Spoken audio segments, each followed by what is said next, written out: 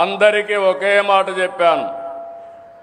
నా జీవితాశయం పేదరికం లేని సమాజం చూడాలని, ఆర్థిక అసమానతలు తగ్గాలని, అందరికీ జీవన ప్రమాణాలు పెరగాలనేది నా ఆలోచన. దానికోసం పనిచేస్తున్న మిమ్మల్ని అందరినీ మరొకసారి అభినందిస్తున్నా. మూడో కార్యక్రమం కొత్తగా తీసుకొస్తున్నాను. జనాభా తగ్గిపోతా ఉంది. ఎప్పుడైతే ఆదాయం పెరుగుతా ఉందో ఆటోమేటిక్గా కొంతమంది ఒక పిల్లవాడితోనే సర్ది పెట్టుకుంటున్నారు. ఒకవేళ మగ పిల్లవాడు కాకపోతే మళ్ళా ట్రై చేసే పరిస్థితికి వస్తున్నారు.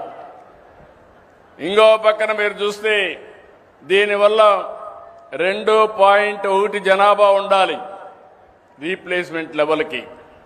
అంటే జీవితకాలంలో ఒక దంపతులు 2.1కి జన్మనిస్తే జనాభా నియంత్రణ అంటే సమగ్రంగా జరుగుతుంది.